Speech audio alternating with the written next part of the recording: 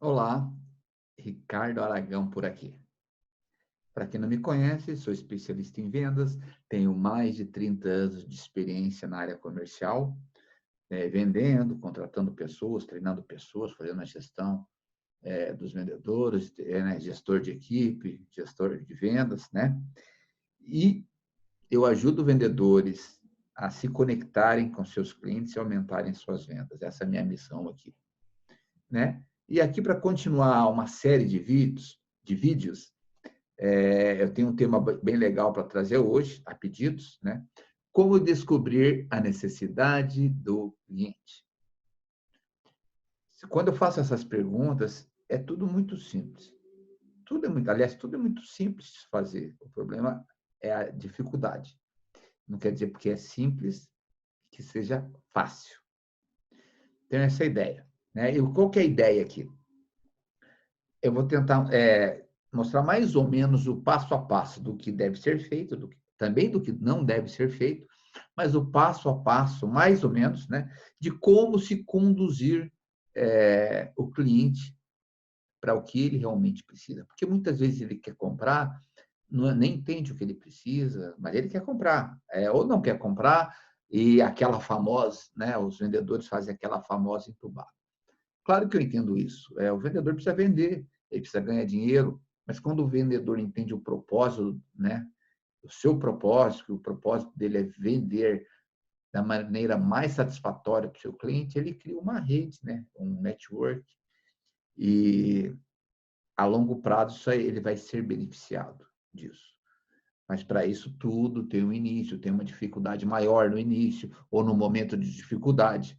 Mas se ele fizer sempre correto e da forma correta, a tendência é que ele evolua. Ok? Então vamos lá. Primeiro, quais as implicações de não vender o que o cliente não precisa, né? Mais ou menos, né? Vamos fazer o advogado é, do cidadão, lá, o advogado do diabo. Quais as implicações de vender o que o cliente não precisa? Provavelmente ele não volte a comprar com aquele vendedor, né? Independente se foi sincero, foi cortês ou não, porque ele, na cabeça dele, puxa, o vendedor tem que fazer o trabalho dele, ou o vendedor passou a perna dele, né? Ou o vendedor veio com aquele papinho de vendedor e acabou vendendo errado para ele, né? Tudo pode passar na cabeça de uma pessoa, até porque o cliente naquele está no papel de cliente, mas eu também exerço o papel de cliente. Nós, vendedores, exercemos o papel de cliente o tempo todo, né? E muitas vezes vendemos para vendedores também, vendedores de carreira, vendedores tops, que entendem muito de venda, vendedores que estão começando, né? Daí, isso tem um efeito colateral, ele não te recomenda, provavelmente, você não aumenta a sua rede. Daí você diz, Ricardo, mas eu não preciso de recomendações para vender. Os vendedores vêm até mim, né, na loja. Né? Imagina, se eles vêm até você, né, porque a loja, a empresa tem um marketing que traz o cliente para você, né, para a empresa. E aí você vai atendendo ali com outros vendedores. Se você tem um diferencial que o cliente vem ali para procurar você e não vem na loja, isso é a recomendação. Ou, quando está tudo parado, sem movimento, o que você pode fazer como diferencial? Ligar para uma recomendação. Então, é o diferencial. Ou seja, esse cliente não te recomenda. Você, né, como eu disse, você pode vender para ele apenas uma vez. Provavelmente, quando nós não temos esse esforço para fazer, para entender o contexto da venda, o processo de vendas, conhecer o cliente, nós deixamos de evoluir. E vender torna-se cada vez mais angustiante, cada vez mais difícil. E costumamos dizer que nós entramos no ciclo vicioso, né? Mas é um vício ruim, né? Normalmente, vício não é bom, né? O vício de fazer atividade física com moderação é até um vício bom, né? O vício de trabalhar com moderação também é bom. Agora, o ciclo vicioso ruim das vendas não é bom, né? Aquele ciclo que não bate metas, que não tem dinheiro, que não consegue pagar as contas, da reclamação, a culpa é de todo mundo, sabe? E chega uma hora que nós, seres humanos, não aguentamos só perder e apanhar, né? Então, por isso, é muito melhor traçarmos uma meta de queremos aprender, mesmo, de fato, sofrer um pouco mais até no início, durante algum momento que você quer realmente se reciclar para aprender algo novo, do que ficar sofrendo sempre, né? Não tem evolução assim, tá? Tá, Ricardo, tá. Como entender, então, realmente o que o cliente precisa? Eu digo aqui, vou falar aqui sobre 3 pontos principais, né? Um deles é ganhar confiança, né? Um deles é ganhar confiança do cliente. Como? Através de um bom rapport. Chamar o cliente pelo nome, se espelhar com o cliente. Não vou falar, né, entrar no tema do rapport aqui, mas a ideia do rapport é você se conectar seu cliente, né? Se conectar da melhor forma possível com o cliente, através de um bom quebra-gelo, chamar o cliente pelo nome, de ser uma pessoa agradável, de ser um cara, se mostrar solícito, estar 100% na cena da venda ali com ele, estar bem aparente. Tudo isso gera um rapport, gera uma conexão, né? Um espelhamento com o seu cliente. Ok? Segundo ponto, depois do rapport, você está ganhando o cliente ali no que você está falando, você passa para perguntas abertas e perguntas fechadas. Então, é uma maneira de você começar a conhecer o seu cliente. E o que são perguntas abertas? Perguntas abertas são aquelas perguntas que você quer tirar uma informação do cliente. Você não quer um sim ou não, você quer que ele dê a opinião dele, que ele opine sobre aquele produto, que ele opine sobre o que você está falando ou o que você está perguntando. Ok? E perguntas fechadas, aí sim, você quer um sim ou não. Vamos fechar ou não? É agora, sabe? São duas perguntas fechadas, você direciona o que você quer. E pergunta aberta, não, mas você está perguntando para conhecer o cliente e entender ele. Aí pode vir qualquer coisa. Certo? Segundo ponto. Terceiro ponto, né? Que você, então você já fez um rapport, já se conectou com o cliente, ele fica mais à vontade para quando você perguntar ele uma pergunta mais objetiva e direta, como uma pergunta fechada, uma pergunta aberta, que ele pode falar, então ele já está confiando, criando um diálogo com você. E o terceiro ponto é fazer uma ótima demonstração do seu produto, do seu serviço, com que o cliente entenda, traduzir da melhor maneira possível aquele produto, aquele serviço para o seu cliente. Eu tenho até um vídeo no meu canal que fala sobre isso. É somente sobre demonstração, que eu chamo de demonstração envolvente.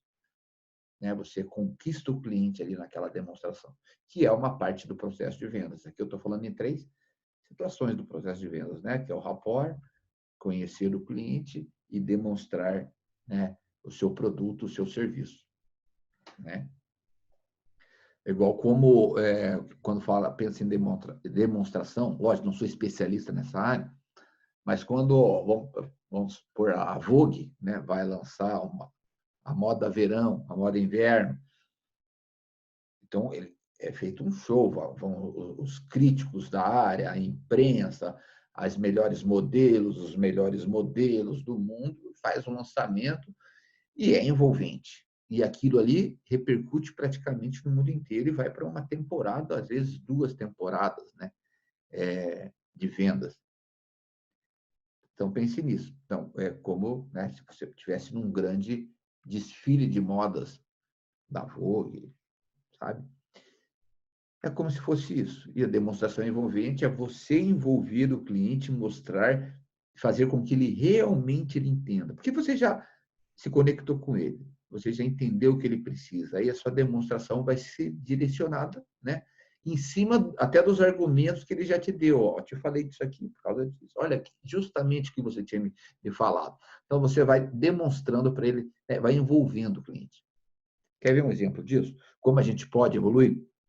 Tem um vendedor que trabalha com a gente no escritório, aqui eu estou em Curitiba, no Paraná, e ele começou muito mal, muito mal, muito mal. No primeiro ano, achamos que ele ia sair, mas muito mal, não tinha condições.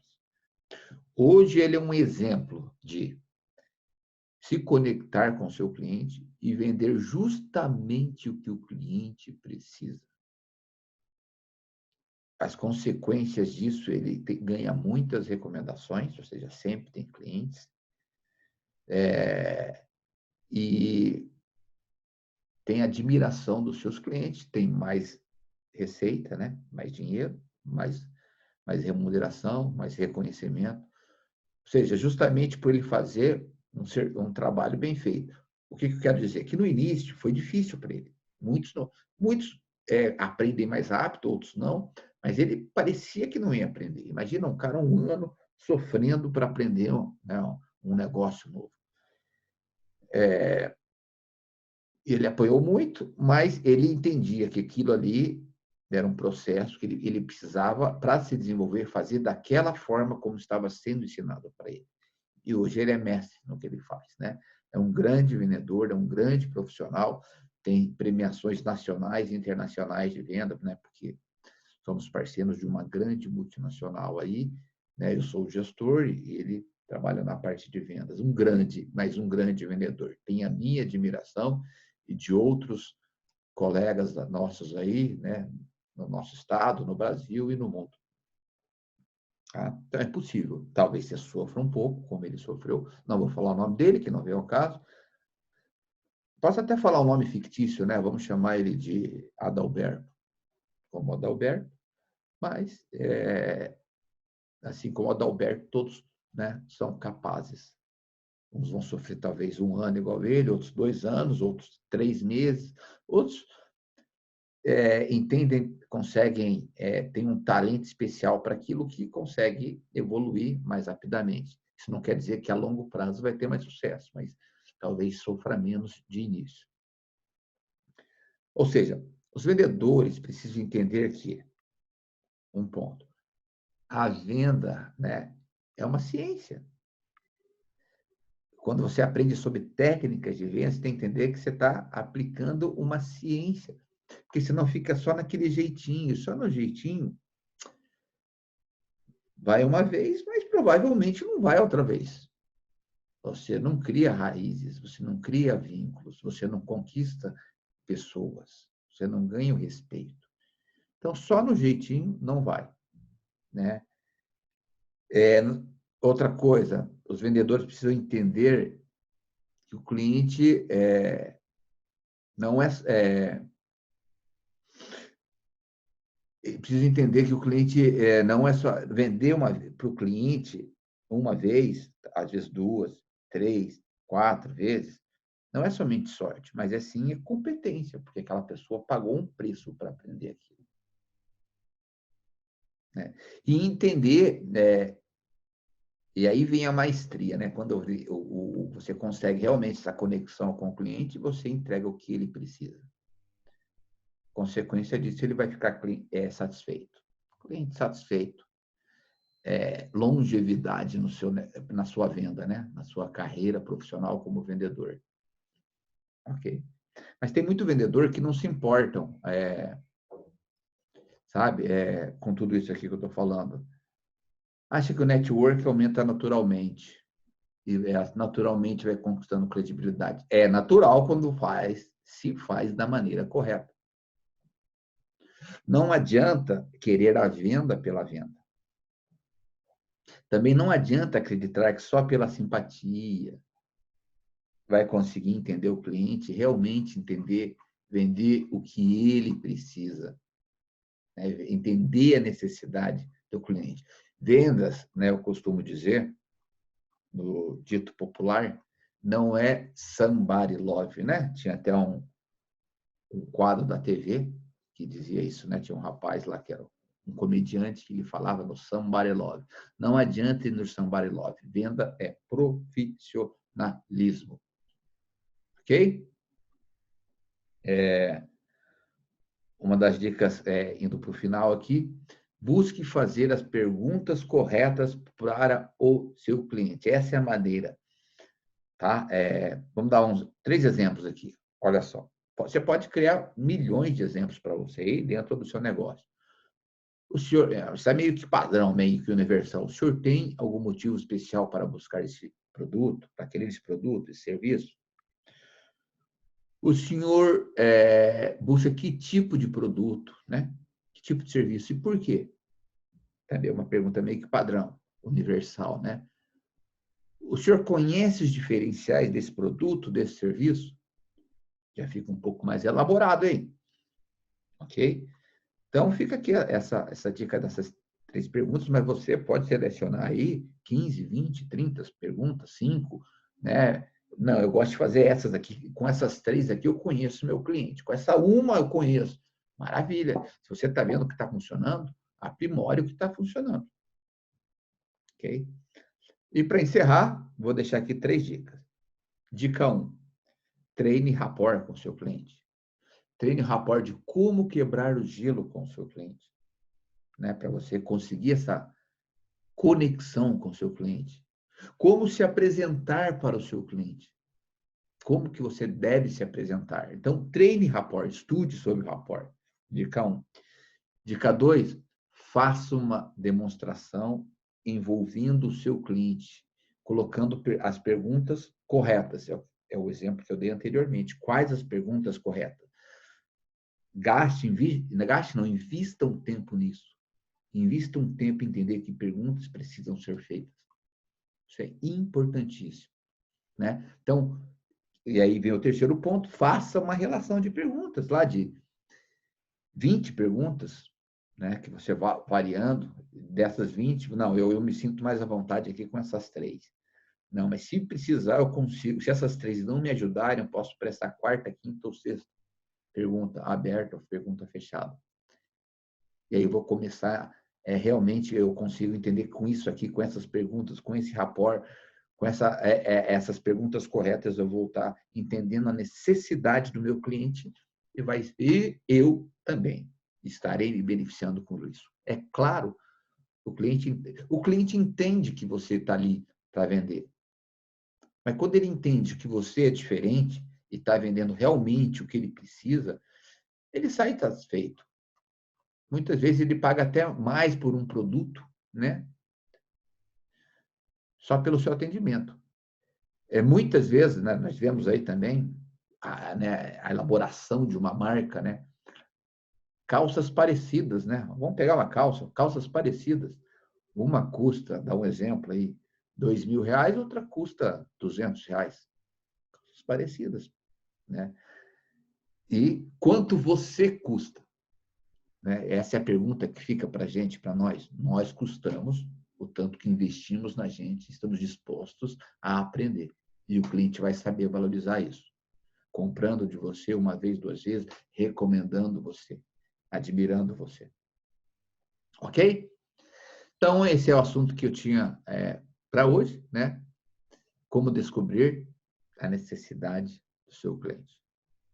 Um abraço, boas vendas, e muitas metas batidas aí. Até logo.